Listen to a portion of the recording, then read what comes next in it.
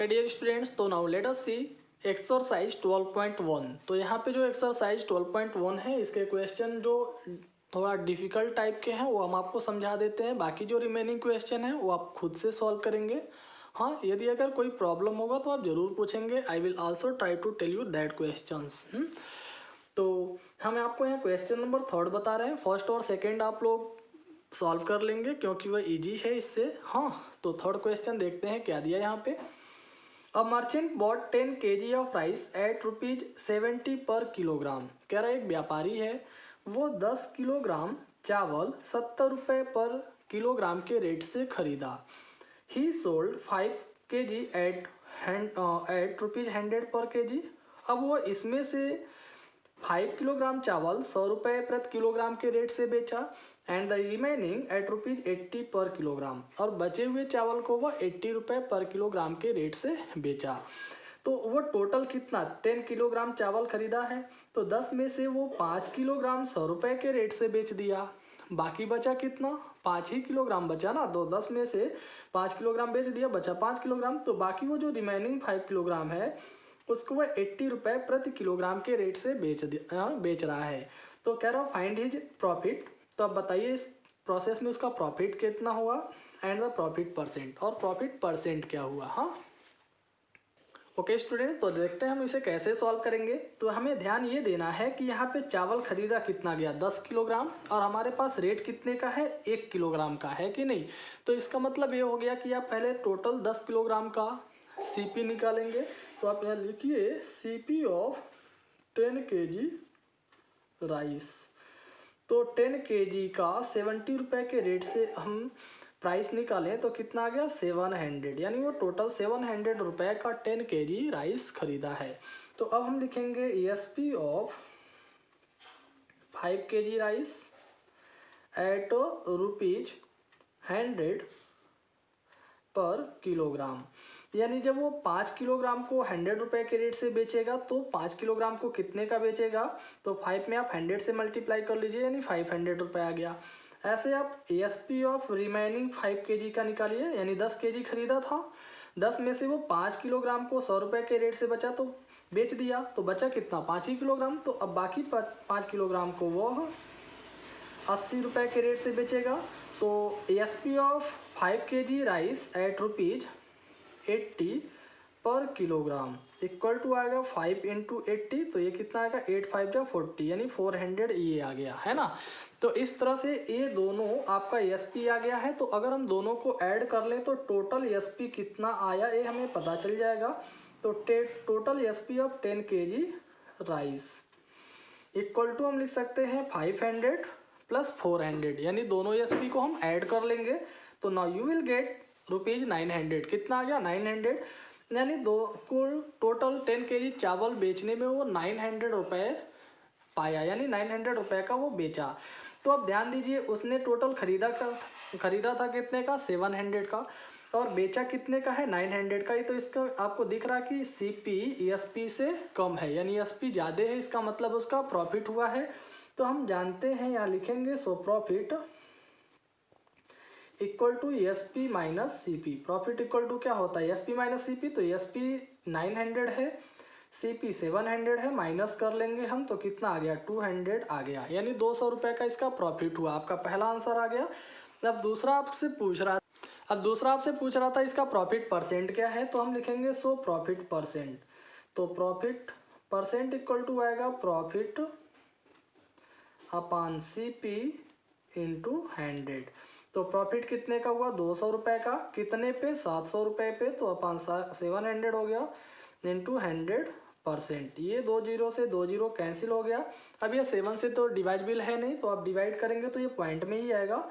तो हम इसे मिक्स फ्रैक्शन में लिख देते हैं 7 2 जा 14, हाँ 6 आएगा 60, 7 8 जा 56, 4 बचेगा अपॉन 7%, यानी मिक्स्ड फ्रैक्शन में ये आ रहा है 28 होल 4/7%, या इसे आप पॉइंट में लिख सकते हैं, इट्स नो मैटर। तो आई होप आपको ये समझ में आ गया होगा। तो ये भी आंसर है, ये भी आंसर है। दो चीज़ आपसे पूछा था प्रॉफिट और प्रॉफिट परसेंट, तो ये प्रॉफिट रहा और ये प्रॉफिट परसेंट रहा। तो आई होप आपको ये समझ में आया होगा। Thank you. ओके स्टूडेंट्स, तो नाउ लेट अस सी क्वेश्चन नंबर 7। तो here the 7th question of exercise 12.1 is reduction of 20% in the price of flour enables Akriti to buy an extra 5 kg of it for rupees 320। कह रहा है कि आटे के मूल्य में 20% का रिडक्शन मतलब कमी होने के कारण, मतलब आटे का जो भी प्राइस रहा होगा पहले, अगर उसके मूल्य में 20% की कमी हो जाए तो इससे आकृति 320 रुपये में 5 किलोग्राम और ज़्यादा आटे खरीद पाती है। हाँ, 20% जब उसका मूल्य कम हो जाएगा तो 320 रुपये में 5 किलोग्राम और ज़्यादा वो आटे खरीद पाती है। तो अब आपको बताना है फाइंड द ओरिजिनल प्राइस पर किलोग्राम, यानी आटे का ओरिजिनल प्राइस प्रति किलोग्राम क्या है ये बताना है। फिर दूसरा आपसे पूछ रहा है द रेड्यूस प्राइस पर किलोग्राम, यानी प्रति किलोग्राम कम हुआ दाम क्या है, दोनों मूल्य हमें बताना है। तो 1 बाई 1 हम दोनों को सॉल्व करेंगे। तो हम मान लेते हैं लेट दी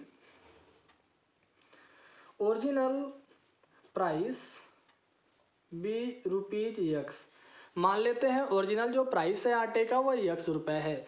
तो स्टूडेंट आपको ध्यान में रखना है वो 320 रुपये में ही आटे खरीदती है। पहले वो ओरिजिनल प्राइस से खरीदेगी तो जो आटे का क्वांटिटी होगा वो क्या होगा, हाँ, और जब 20% कम हो जाएगा इसका दाम तो क्या होगा वो हम आपको बताएंगे। पहले ये देख लेते हैं कि ये आपका ओरिजिनल प्राइस है, तो इसका दाम अगर हम 20% कम कर दें, आटे का दाम 20% कम कर दें तो रेड्यूस प्राइस क्या आएगा वो हम पहले निकाल देते हैं। तो लिखेंगे सो रेड्यूस प्राइस, तो रेड्यूस प्राइस इक्वल टू हो जाएगा एक्स में से 20% ऑफ एक्स माइनस कर देंगे, यही ना, उसका मूल्य एक्स रुपये है तो 20% हम एक्स का माइनस कर देंगे, यानी रेड्यूस करेंगे तो कम करेंगे, तो माइनस करने पे आ जाएगा 20/100 इंटू एक्स। एक कैंसिल हो गया, 5 आया, 5 पंजा 5, 5 में से 1 निकल गया 4, यानी 4x/5 आ गया। कितना आया 4x/5, यानी ये इसका रेड्यूस प्राइस आ गया 20% इसका मूल्य कम करने के बाद। हाँ, तो आपको ध्यान ये देना है कि वो 320 रुपये में जब आटे खरीदेगी, हाँ, तो इस प्राइस से मतलब जो इसका ओरिजिनल प्राइस है इस रेट से वो 320 रुपये में 320/x किलोग्राम आटे खरीद पाएगी। कैसे, टोटल 320 रुपये है, 1 किलोग्राम का दाम कितना है एक्स रुपये, तो एक्स से हम इसे डिवाइड करेंगे तो जो आएगा उतना किलोग्राम हम खरीद पाएंगे, है कि नहीं। जैसे मान लीजिए मेरे पास 100 रुपये है, हम 10 रुपये के रेट से आटा अगर खरीदेंगे तो आप 100 रुपये को 10 रुपये से भाग दे दीजिए, कितना आ गया 10 आया, यानी हम 10 किलोग्राम आटा खरीद पाएंगे 100 रुपये में 10 रुपये के रेट से। तो ऐसे अगर हम 320 की बात करें तो 320 रुपये में 1 रुपये के रेट से कितना किलोग्राम आटा आएगा, इतना किलोग्राम। अब ये जो न्यू रेट है इससे हम 320 रुपये में कितना खरीदेंगे, 320 को आप 4x/5 से डिवाइड कर देंगे तो यह इतना किलोग्राम आया।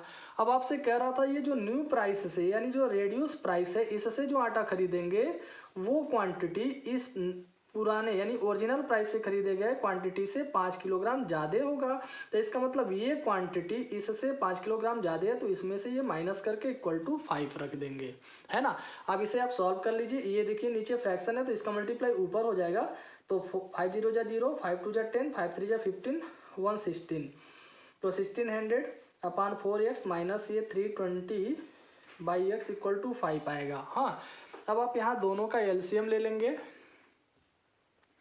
तो एलसीएम लेने पे 4x का और x का आएगा, एलसीएम 4x, ये 1600 माइनस ये डिवाइड होगा 4, 4 0 जा 0, 4 2 जा 8 और 4 3 जा 12, यहाँ 12 आ गया इक्वल टू 5।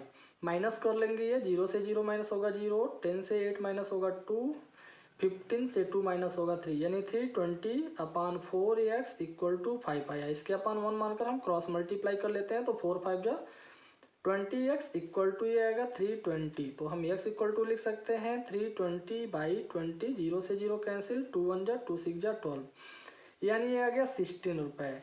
तो हमने x क्या माना था ओरिजिनल प्राइस, तो इसका मतलब हमने ओरिजिनल प्राइस फाइंड कर लिया, कितना आ गया 16 रुपये। अब हम ऐसे अगर रेड्यूस प्राइस निकालें तो हम यहाँ रेड्यूस प्राइस आपको बता देते हैं। सो रेड्यूस्ड, तो ध्यान देना है कि रेड्यूस प्राइस वो हमने फाइंड किया है 4x/5 है, यही है रेड्यूस प्राइस। तो हम इसमें x का वैल्यू पुटअप कर देंगे तो अगर हम यहाँ पे x के स्थान पे 16 रख दें तो अपान 5 हो गया, तो 16 4 जा 64, 64 अपान 5 आ गया। आप इसे 5 से डिवाइड कर लेंगे तो 5 पंजा 5 और 5 टू जा 10, 5 8 जा 40, यानी ये आ गया 12 रुपये 80 पैसे। यानी रेड्यूस प्राइस आ रहा है 12 रुपये 80 पैसे, और जो न्यू प्राइस है यानी ओरिजिनल प्राइस है वो 16 रुपये प्रति किलोग्राम होगा। तो आई होप आपको ये क्वेश्चन समझ में आया होगा। तो student, in this way you have to solve the remaining question of exercise 12.1। तो आप लोग क्वेश्चन खुद से सॉल्व करें। अगर कहीं प्रॉब्लम होगा तो I will try to tell you